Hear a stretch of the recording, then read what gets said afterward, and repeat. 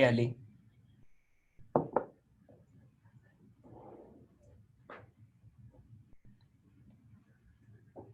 can you hear me?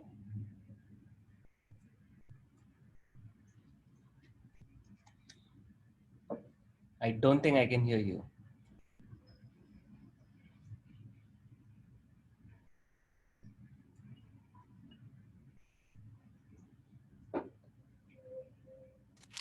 Okay, so you should be able to hear me now. Yes, I can. All right, looks like I have two mute buttons, so it looks like I forgot to deactivate both of them at the same time. So Okay, sounds good. Yeah, we'll wait for a few more minutes and then we can start. So, sure. So for the next week, so this week I'm going to only cover autoencoders and not the variational autoencoder part.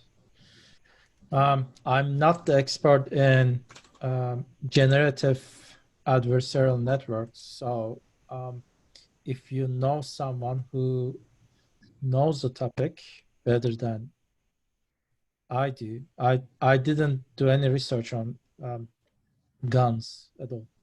okay. So But do you have any idea what they are? And I have a basic idea okay, what they are.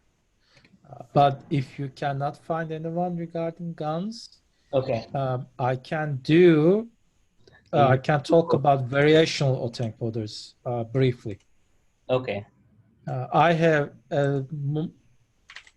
somewhat more experience on variational autoencoders, but it's limited. But I have experience, okay, so just letting you know. I'll say reach to people to see if there's anyone who okay. can present on guns, and if there isn't, then Awesome. I can do the variational autoencoder.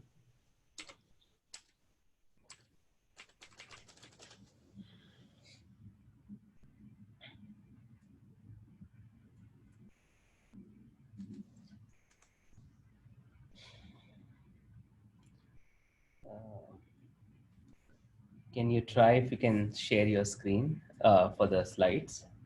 Yeah, I can try. Let's see.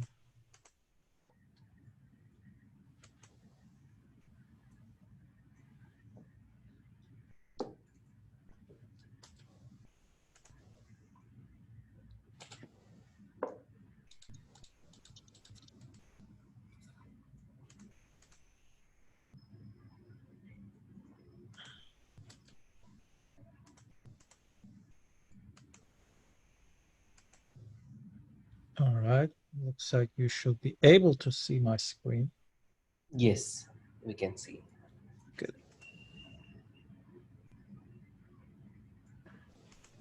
Let's give a few more minutes. Sure.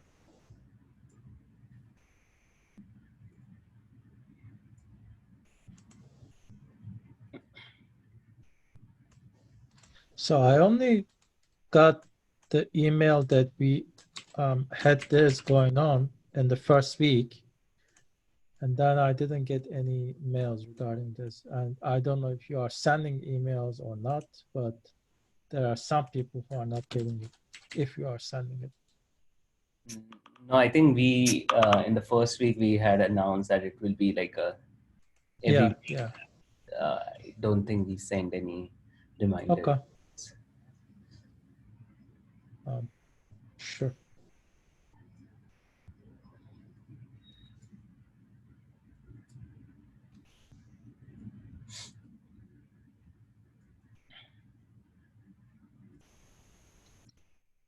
Do you go to ISIS at all, or you are usually hanging at home? No, I'm in I'm in the ISIS today, so Oh, okay. So, I see. So you are like there every other day, or I what's your schedule usually? yeah try to be.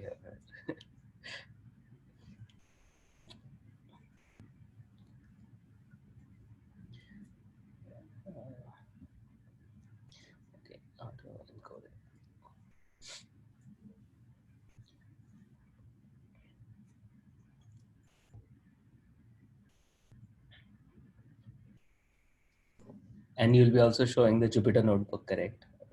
Yeah, I'm gonna recreate it from scratch, Okay. but I have the reference that I send it to you. So,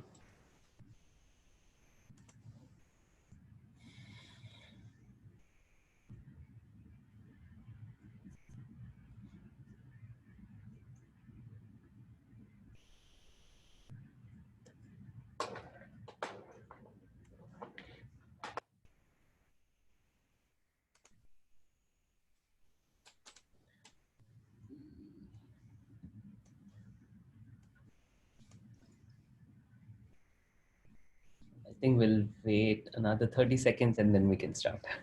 Sure.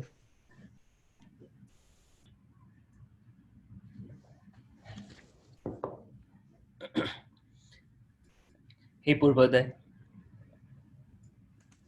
Hi Yogesh, how are you? Good, good.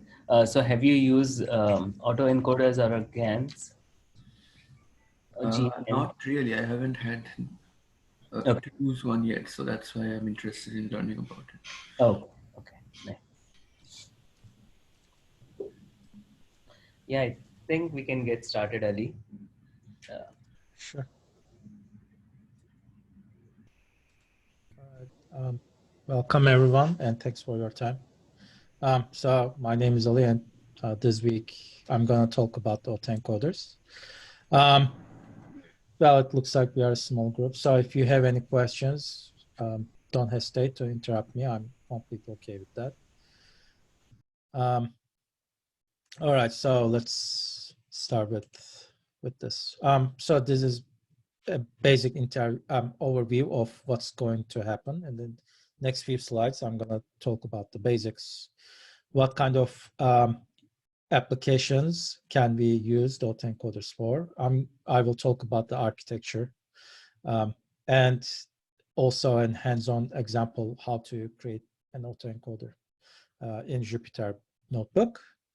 And if we still have time, and if we still have the patience, I can talk a little bit about my research, which is using and relying on autoencoders. So regarding the basics, autoencoder is not different than any other neural network you will see or you will use, except there's a specific task it is trying to achieve. It is trying to copy the input or the map the input to the output. So what this is supposed to mean is you have an input. It can be an image, it can be other types of data, and you are trying to reconstruct that input, which is going to be your output. So this may seem to be a trivial task because if we are trying to recreate or reconstruct an input, the input as an output, then this is simply an identity matrix. So why do we need to train a network for this if everything is supposed to be linear? Well, that is true, but you can constrain your neural network by using activation functions that has nonlinear activations, or you can add regularizers in your system, which is going to not make the learning experience trivial anymore. So it's not going to be one-on-one identity metrics. There will be some inherent latent space representation that we are trying to get out of our input data. Can you define latent space a little bit more for me? Huh? Can you define latent space a little bit for me? Yeah. So it is a buzzword that basically it's a collection of features that are supposed to represent the data to its best ability. So that is the best I can explain. So when it comes to autoencoders, the latent space is supposed to contain some features that are coming from dumbing down from the input data and it goes through some sort of a set of layers, and some of the neurons are fired, activated, and then you get some space data that doesn't make sense to you as a human, but to the machine, it has some meaningful information. And supposedly, this latent features or latent space representation is a simplified version of the original data. So we don't need to have every type of information that is coming from or originated from input data to represent our actual data. I'm going to talk a little bit more about what does that mean in the next few slides, but this is the best I can explain right now what the latent space representation is. Thank you. Well, thank you. So you can say that autoencoders are, well, it is somewhere in between supervised learning and unsupervised learning. And what makes it unsupervised is because in the typical supervised applications, you usually give an output to train the network with respect to, such as if you are doing a regression problem, for example, you are trying to guess the housing market for a given properties of a house. So then the price of the house is going to be your output. That is an supervised learning type of approach. Or classification itself is a supervised learning. We are not doing any classification here. It is similar to a regression problem maybe, because we are trying to reconstruct the input. But at the same time, it is not entirely unsupervised either. So it is somewhere in between, because we are not using any prior information either to learn what's going on. The best we can explain this task is self-supervised learning, which makes the name for the autoencoder. So you are learning yourself with autoencoders.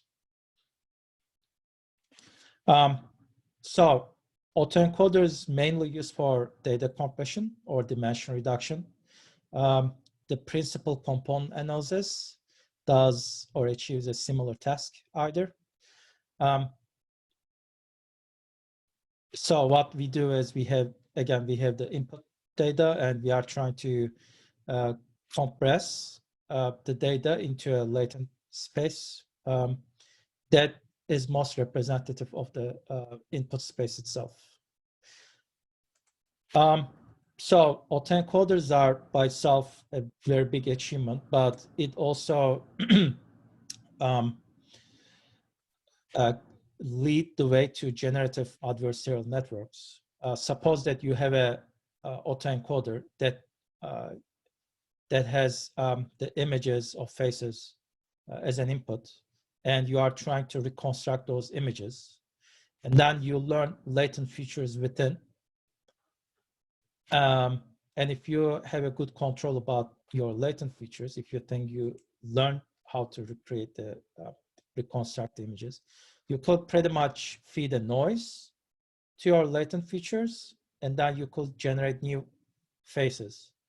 There's a website called thispersondoesnotexist.com. So every time you refresh the website, you like see a new face that is generated using a generative adversarial network. And it is probably based on some other people's faces. And usually it is very realistic. But let's go back to why are we using autoencoders? So like I said, it is good for people are mainly using it for dimension reduction, but there's PCA already for it, principal component analysis. However, PCA is only good for linear problems. When it comes to nonlinear problems, it may not perform as good as we expect to. Meanwhile, autoencoders are capable of learning those nonlinear transformations because we can use multiple layers, which has multiple neurons, which has multiple, not multiple, but nonlinear activation functions. And this way we could theoretically learn nonlinearity in the, for the given data. And another arguably advantage of using autoencoders is PCA is using a lot of covariance matrix computation as well as eigenvalue decomposition. Those are costly, especially for big data. And autoencoders could be more efficient for training and testing when it comes to big data sets. So even for linear problems, you could rely on autoencoders if you are dealing with big data. Just to put a difference, how successful an autoencoder can be is, let's say you have an original image and you are trying to reconstruct this original image using autoencoder or PCA. So as you see, autoencoder, just to let you know, both of like reconstruction methods, autoencoder and PCA, they are lossy reconstruction methods, but they are still outlining the ground truth. However, autoencoder is a little bit more successful when it comes to reconstructing the original images. So you can differentiate a shoe looks like a shoe, a shirt looks like a shirt, whereas in PCA it is hard to define if a shoe is a shoe or a shirt is a shirt. So this is another reason why you want to go with autoencoder rather than PCA when you are dealing with different types of problems. There are practical use cases. For example, autoencoders are used for coloring images. For example, during the training time, you have a ground truth colored image. And then during the training, you convert your ground truth images to black and white. And you are trying to reconstruct the colored version of those images. And you are training the network with this. And you are trying to you are trying to obtain the weights that is going to do this coloring properly. And then during the testing time, you could feed a black and white image that you don't know what the ground truth is for. And then supposedly if the learning is good, then you should be able to retain the colors from the black and white image.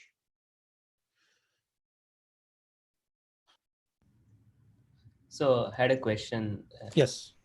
So when you say training time, so when you say ground truth, so would it be some like in neural network wherein you have the input data set and then output data set? So in this case, the input data set is your black and white image and your output data set is the ground truth. Is that? Yes, that is exactly what it says here. Okay. And you are trying to reconstruct the ground truth, basically. Correct. Okay.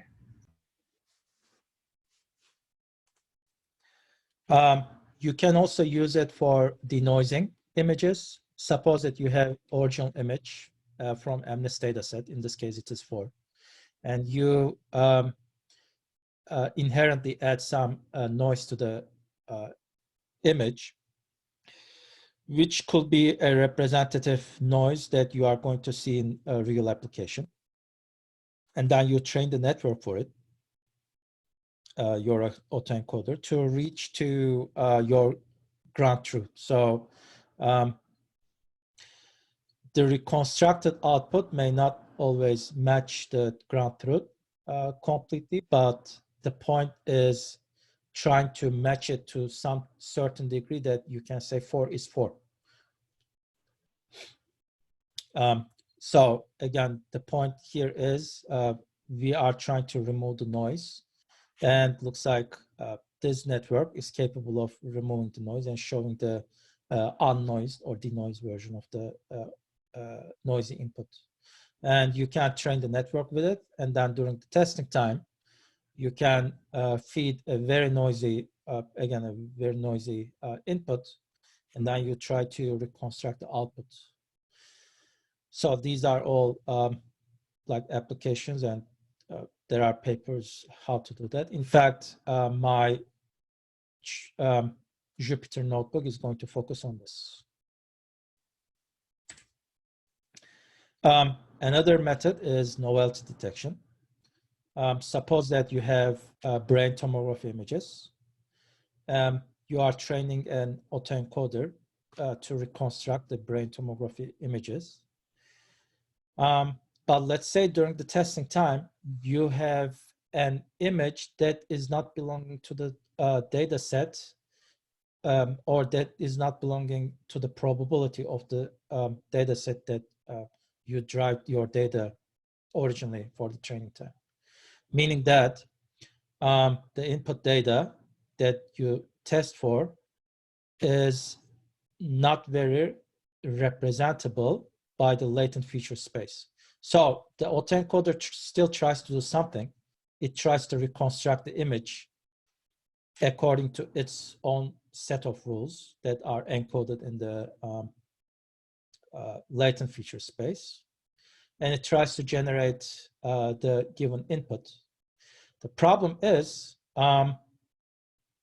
so this is not a desired situation. So what you could argue is, so at the top, this is how a brain looks like, or it is supposed to look like. And at the bottom, this does not look like a healthy brain because the reconstruction is not very well matching the input itself.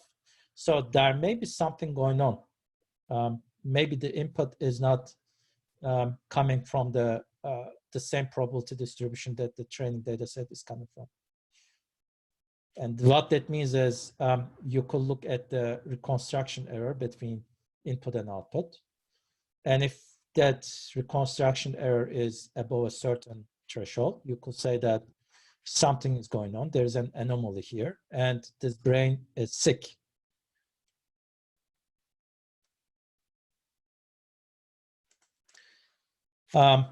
So we covered some use cases. Let's dive into the architecture. So a typical autoencoder has 3 parts. One of the first part is the encoder part. The encoder part, it takes the input and it compresses the input into the encoding or the code or the bottleneck. So there are like 3 different names for the same thing. The code itself here is it's a supposedly it represents the latent features, and the last part is the decoder. It is expected to reconstruct the input using the encoding data.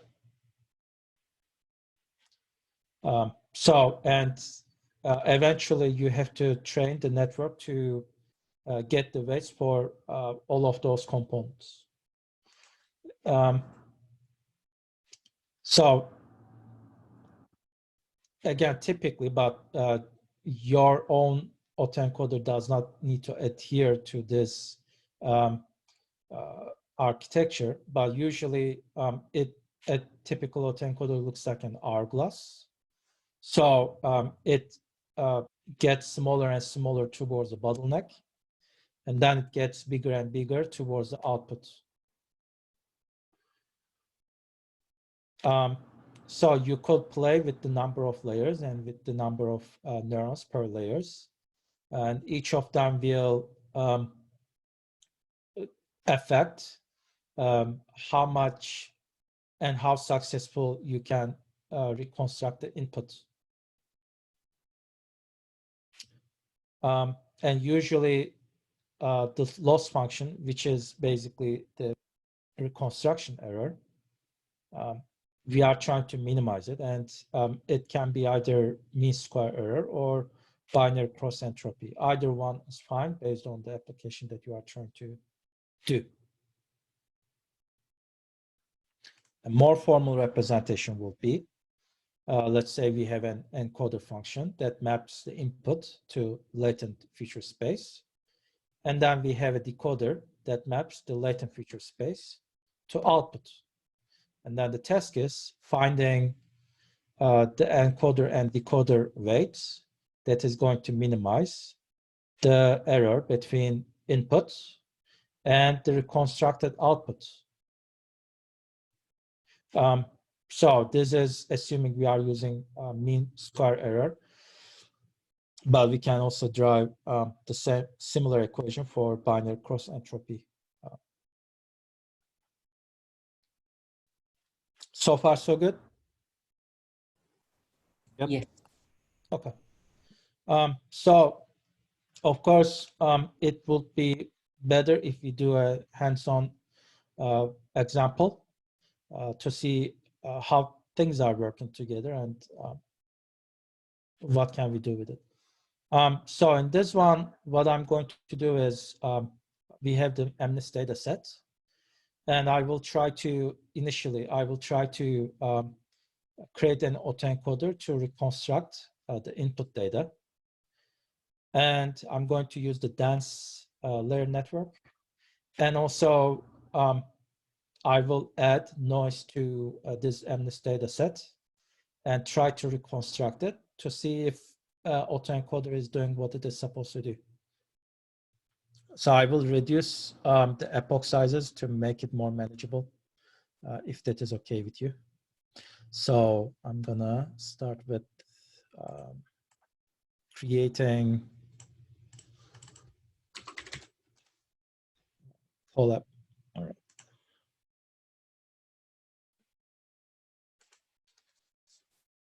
So what I will do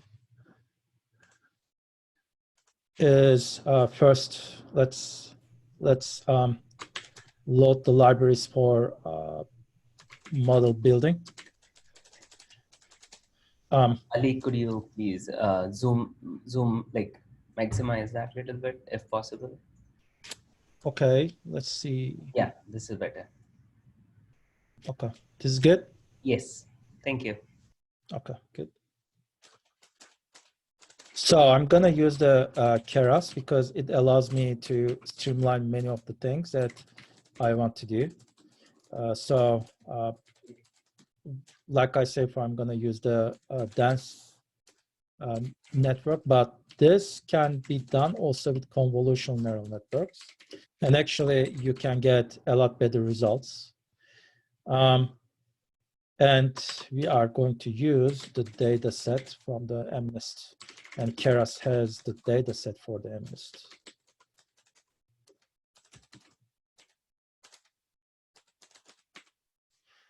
So let's continue with the next part. So what I'm going to do is now, because we are going to use the MNIST data set, I need to normalize it. But I need to first load the data before normalizing it, of course. So we typically the MNIST data set from Keras comes with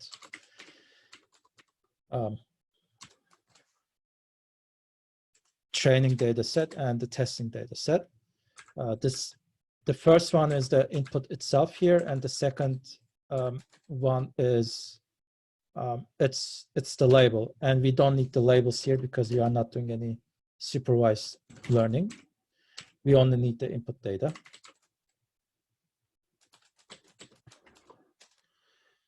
And let's normalize and flatten it because the original data is, I think, 28 by 28. And also, it is made of integers, and we want to use the float numbers.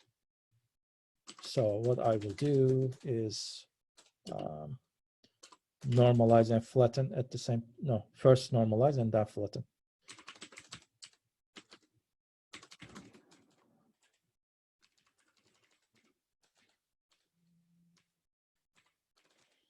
So I'm going to do the same thing for the tests.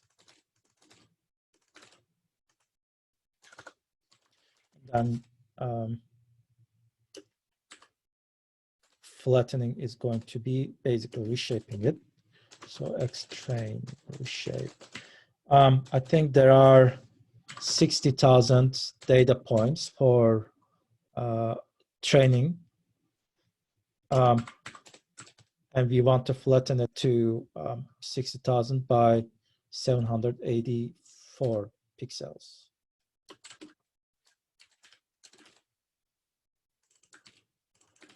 And for the testing, we have 10,000 data points.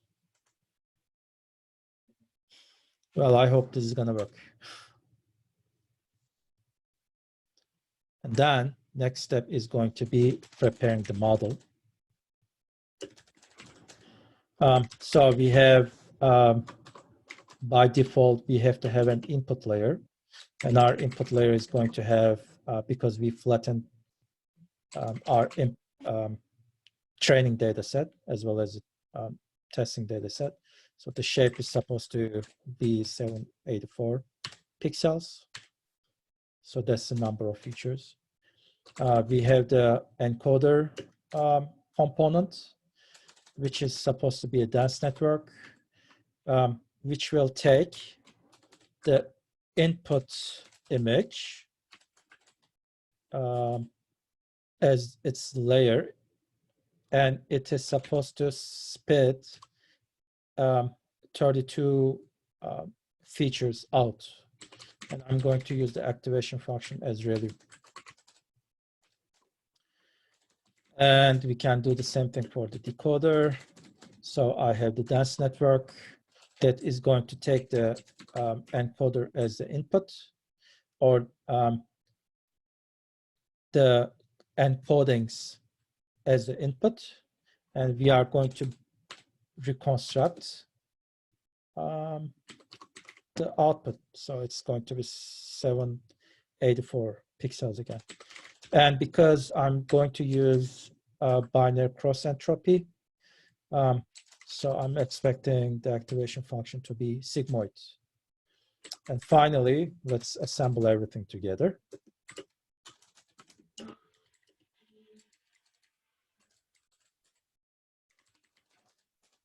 So I have the input layer and the output layer.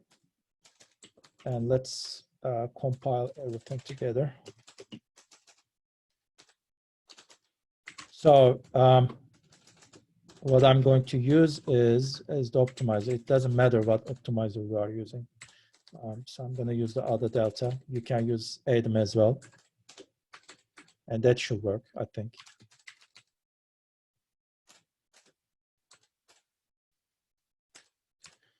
And it's going to be binary cross entropy. Did I write this correctly? I think so. And now the last part is train and test. So bear with me. So what I'm going to do is now fit the data. So the input is going to be X-train, and the output that I'm trying to reconstruct is again itself X-train. I'm going to train it only for 10 epochs. It's going to take a minute.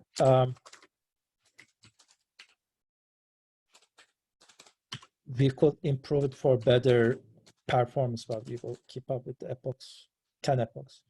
And of course, we will shuffle the data for each epoch. And the validation data is going to be our test data set. And the input is going to be X tests. And the output to be constructed is, again, itself, X test. And then we are supposed to, for performance evaluations, we are going to check how well we are doing with the test data itself. So encoder predicts test. And visualization parts. So I think I need other library to visualize it. I think I'm going to use the matplotlib.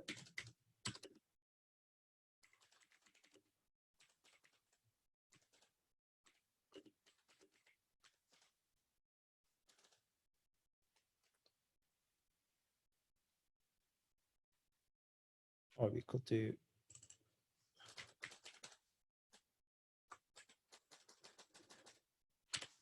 that's better.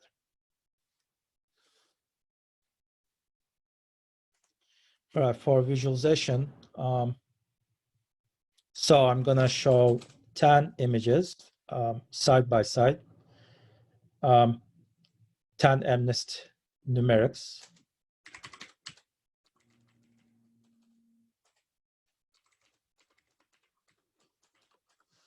Let's make this big to see it properly.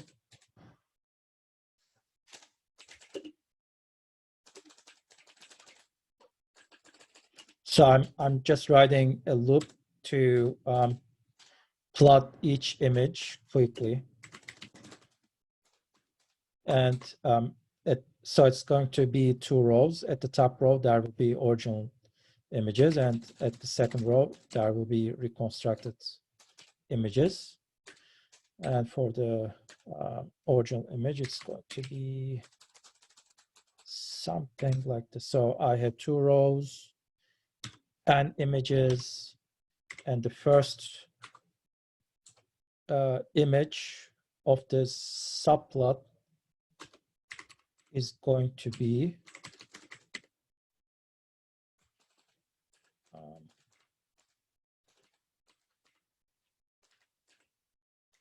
the test itself, the testing data. But of course, we shaped it at the top, so I need to shape it back to 20 by 20 by. And we want to make it grayscale. And we can do the same thing for predicted data.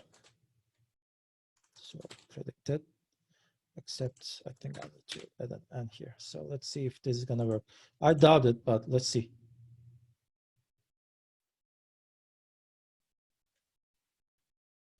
Of course.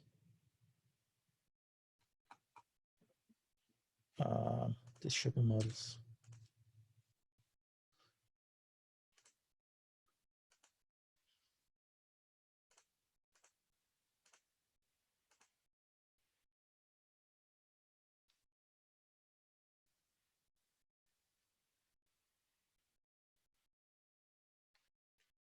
Let's see, what did I miss here?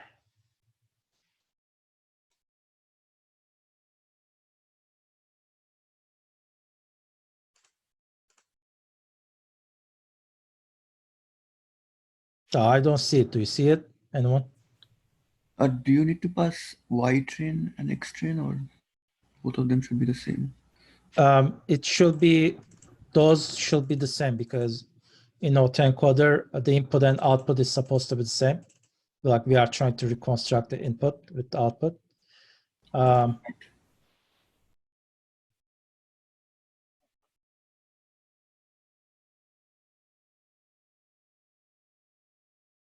So let's see.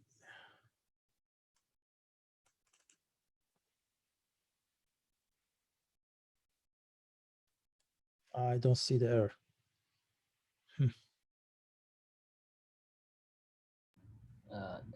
I think it says something like unrecognized, something like the very last line. If you go scroll down. Oh, yeah, you are right. This should be validation data. Thank you. Okay, here we go.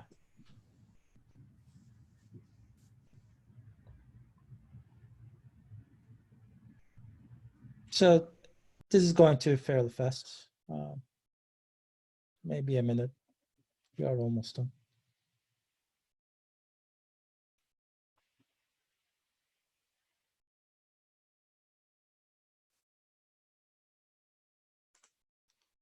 And let's visualize it. All right, so what we have is at the top, it's the original images and for the test data, and at the bottom, we have the reconstructed images. So let me make this a little bit similar. So it's not the best, and there are multiple reasons for that. First, we didn't train much. We used only 10 epochs. If we increase the number of epochs, it will definitely be a better construction. So 7 looks like a 7, but 2 looks like a 3. 1 is okay, 0 is okay. 4 looks like a 9. Yeah, it happens twice, but 9 also looks like a 9. I don't know what 5 is, and 9 looks like a 7. So this may be barely acceptable reconstruction, but like I said before, if you increase the number of epochs, you could get a better representation. Could you please explain what did you do in this last step? Like, so what are we seeing? Like 7, the first row and the second row. So what is what? Okay, so the first row is our ground truth, our original MNIST input data set. And what we did in our autoencoder is our task was reconstructing our input. Therefore, when we are trying to fit or create or train our model, our input and output were the same data. Correct. So after training our network, I also tried to do a prediction on the test data. Okay. So what you see here is at the top, the ground truth for the test data, only the first 10 digits, and also the the reconstructed or the predicted test images using that autoencoder. Okay. Okay. Does that make sense now? So you are feeding the same images, so to the autoencoder. Yeah. Yeah. Okay. Okay. Exactly. That is what's happening. The input is supposed to be the same as the output. Okay. So yeah, there are multiple ways to improve this result. Like I said, you can increase the number of epochs. You can use convolutional neural networks instead of dense networks. That will definitely increase the success. Another problem is many of the pixels here are black in almost all of the images. So that is kind of creating a sparsity problem. And you can add a regularizer, an L1 regularizer to penalize the sparsity so that you can even get further improvements for reconstructing this image.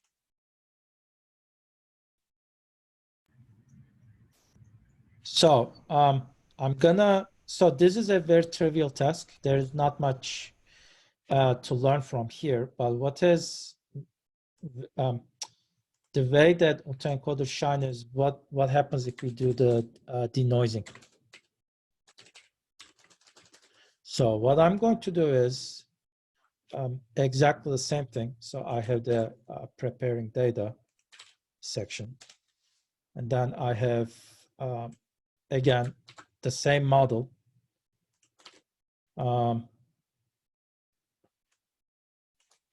Same training. And I'm going to start doing some modifications to insert noise to my original data and the visualization part. All right, so what I will do is I will add an artificial noise to my system.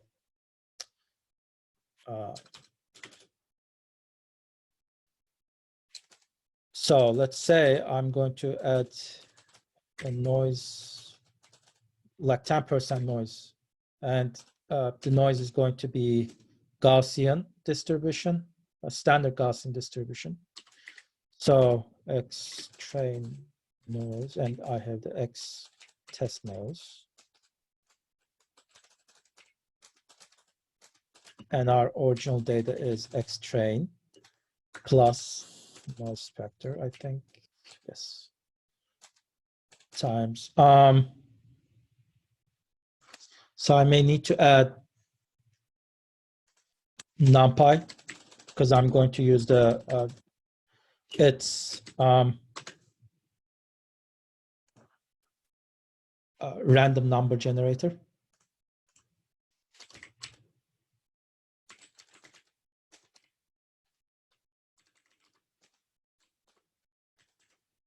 Zero mean, standard deviation 1. So that is what log and scale means. And the size of the sampling is going to match the size of the training data.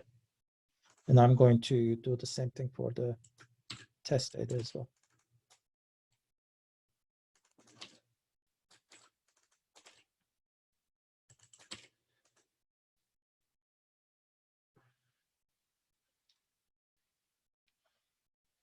The model is going to stay the same, except when we are doing the training. And so the input is going to be, because we want to do the denoising, the input is going to be the noise data, but the ground truth is going to be, or the output or the reconstruction that is supposed to be here is going to be the unnoised data or denoised data. And we will do the same thing for test as well. And we are expected to predict properly. Let's see. I'm going to add one more layer to the visualization to show you what the noise data looks like.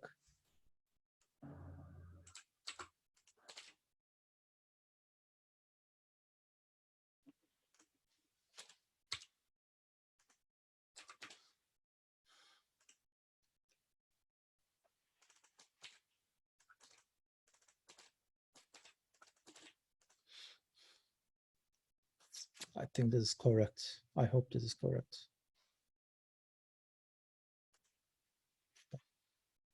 So we prepare the data. We create the model. We train for denoising using the training data set. This again going to take a minute, maybe less than that.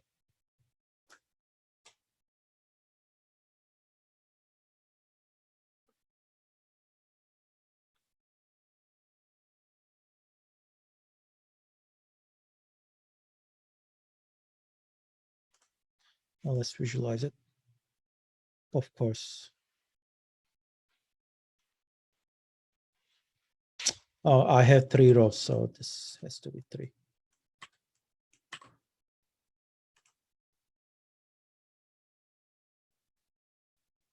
Okay, so at the top, it is our original input. So testing data. And then the input to our autoencoder is this noisy data. And autoencoder is supposed to denoise this noise data.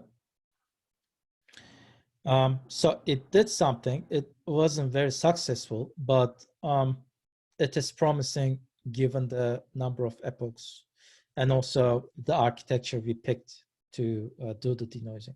So again, 7 looks like a 7, 1 and 0s are good, but the rest is a mess here. But I can show you now a result where I'm using here 50% noise and 50 epochs.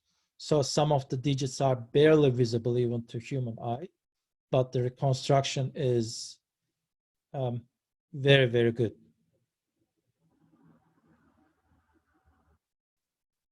And this could be even further improved if you were using, like I said, for like convolutional networks and penalizers, regularizers. Does this make sense to you guys so far?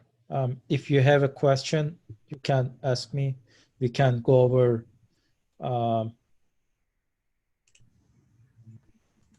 Yeah, this is great. Okay. Um, I had one question. So, does the autoencoder technique only applies to images? No, not really. Actually, there are some slides that I want to talk about. I didn't use in my research for images. I use it for pure data that is hard for the humans to read or analyze or interpret.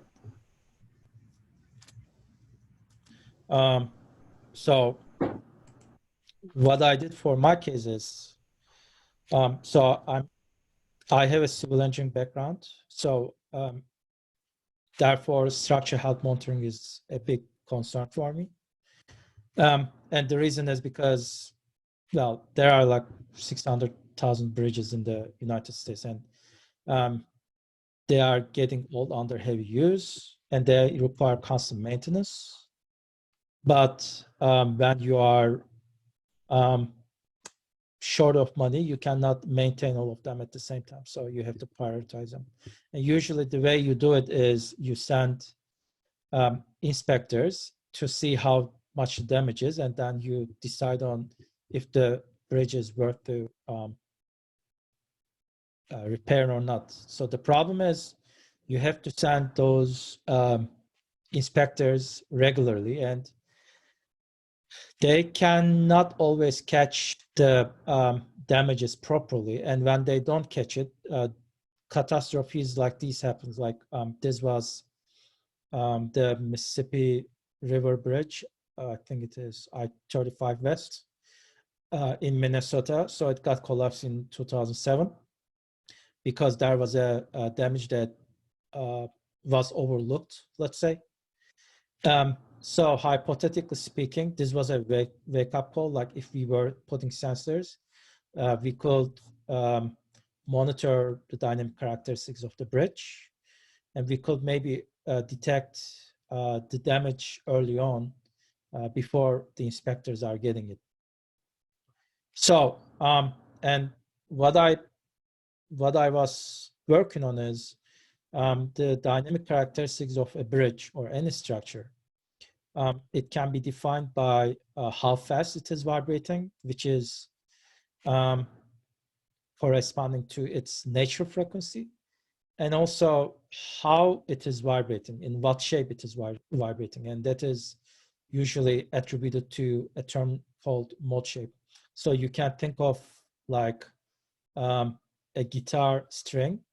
When you are plucking it, it vibrates at a certain frequency, and it vibrates at a certain shape, like a sine wave.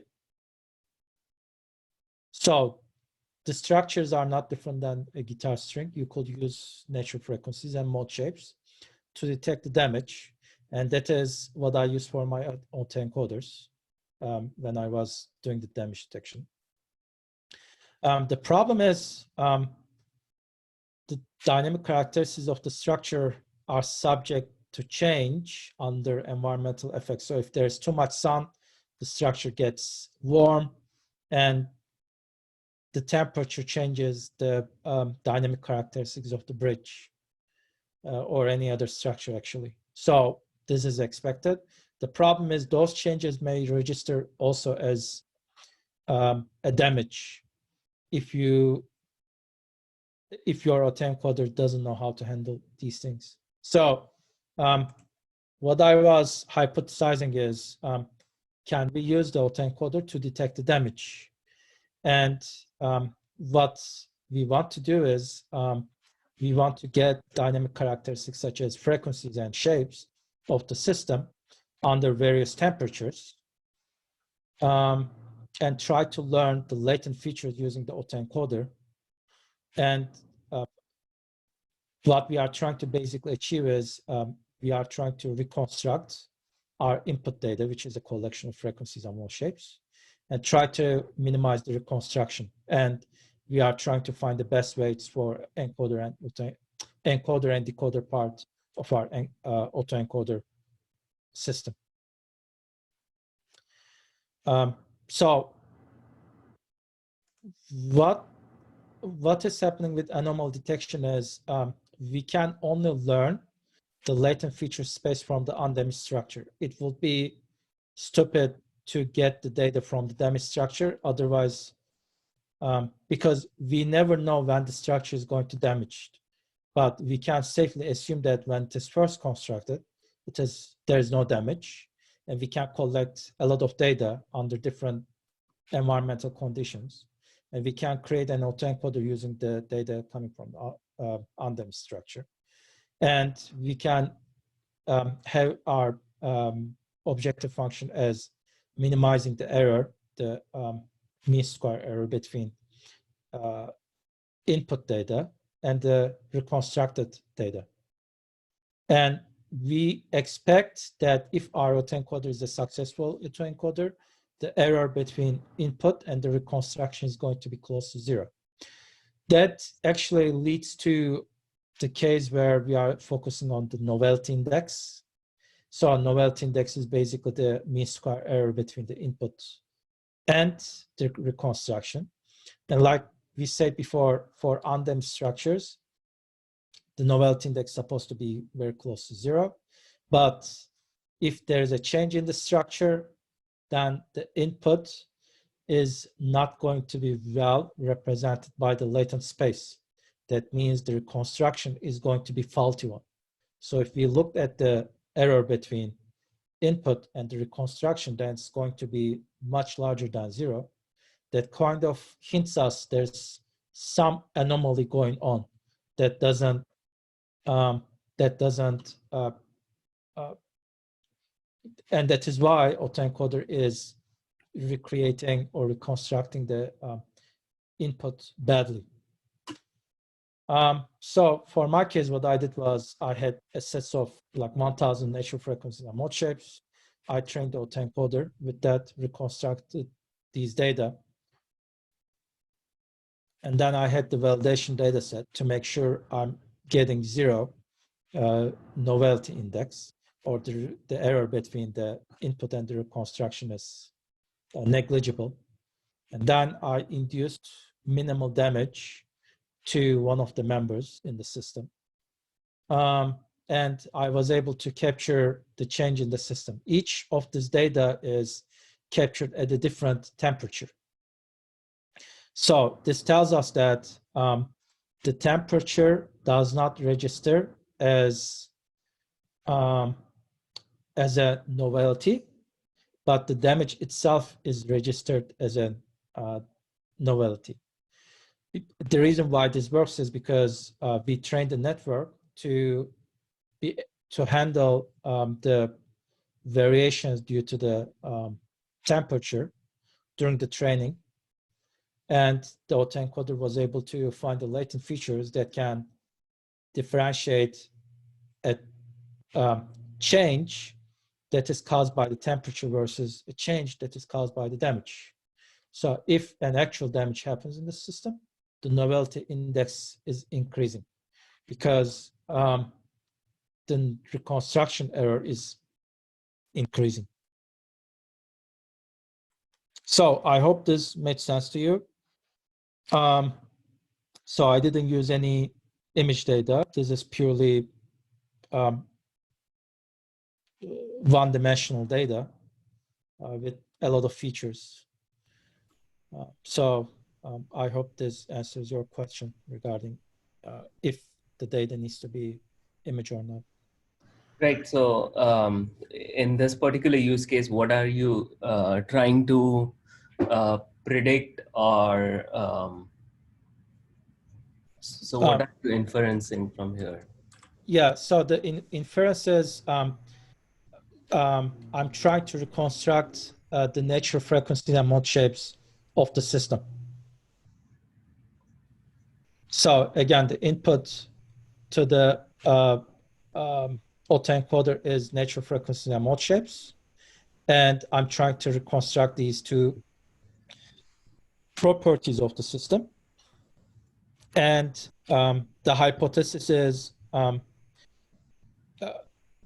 if I use these two properties coming only from the undamaged structure, then I'm going to learn the latent feature space for the undamaged structure.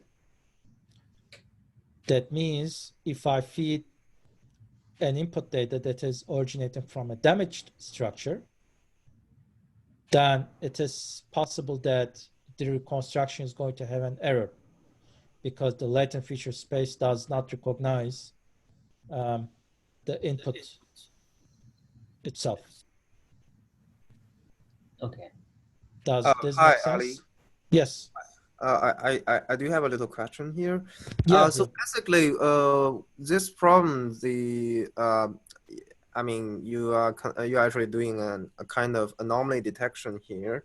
So so basically, is it a kind of binary classification problem?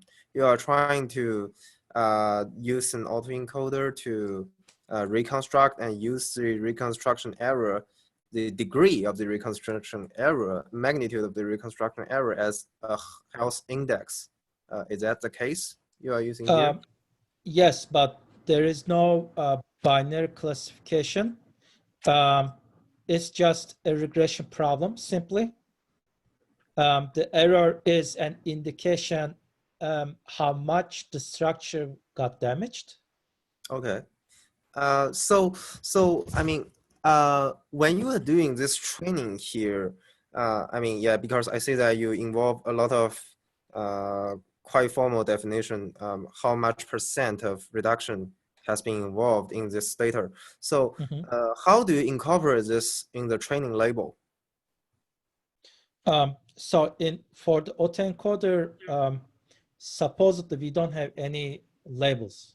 All we have is, all I know is I have the initial structure, and the initial structure, when it is first constructed, it doesn't have any damage. But during the test time, what I'm testing is what happens if I insert some damage to the structure, like can I detect it or not? Okay, so another little question is, I saw in your previous slides, there's an image that, exactly. You show multiple elements. So are you doing, are you trying to training for each element, each segment of structure? You are training a separate autoencoder to detect the anomaly here? Well, for me, it was more generalized. So what I was expecting the system to do is at any member, I think if I remember correctly, it doesn't matter which element is damaged, but it is supposed to capture the damage under temperature variations. This one, it is very similar to this one. So when I was training the autoencoder, oh, okay. So for this one, I was specifically focusing on training only for specific level of noise. Yeah, I think I run this case before. It's adding about a certain level of Gaussian noise, and then I mean the X is noisy. So I got you. I'm not sure if you can train. Maybe it is possible, I guess. You can train for different levels of noises for the same autoencoder, and you could get still good results. But I'm guessing you have to have multiple layers, bigger and deeper network to capture different type of cases. Okay. Does that make sense? Yeah. Okay. Thanks.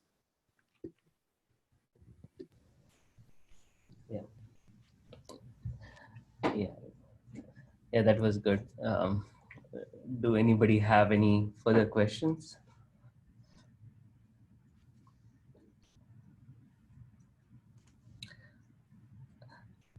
Yeah, if not, we can, I think, stop, because I think it's almost above.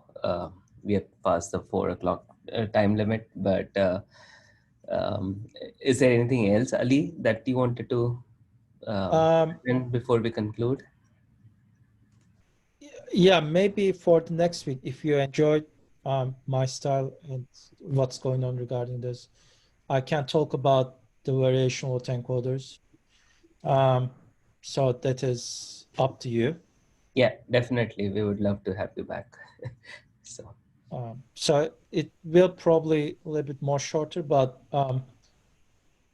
to me, variational autoencoder makes more sense in grand scheme of autoencoder sphere, because autoencoder by itself is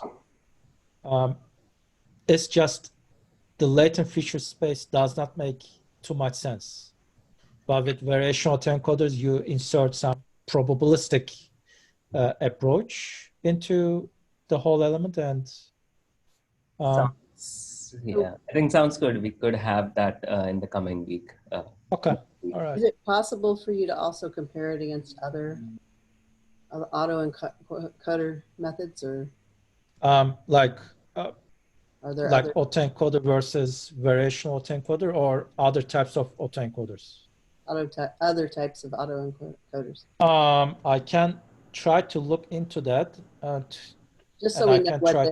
what the options are that are out there. You don't have to define it too much, but just introduce maybe. Yeah, there are definitely different like mainstream approach how to do the autoencoders.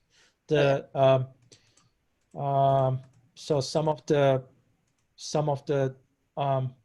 information is coming from the deep learning book, and that book covers those situations. But I would love to still cover them to Because I'd give like to learn more. about saliency maps at some point. I don't know if that's in this category or another category.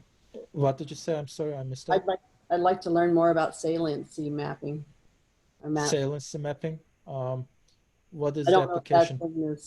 in this category of topic or not, but that's a note for Yogesh. Okay. Okay. Yeah. All right. So could you please email me the Jupyter notebook so that we can just push it to the GitHub? I think I did. Okay, you did. All right. Yeah. All right. Okay, then. Thank you very much, everyone. And we hope to see you all next week. Okay. Thank you very much for your patience, guys. Have a nice Oh day. no, thank you for being very clear. I appreciate it. Yeah, it was very clear. Definitely. Thanks, Ali. Thank you. Bye.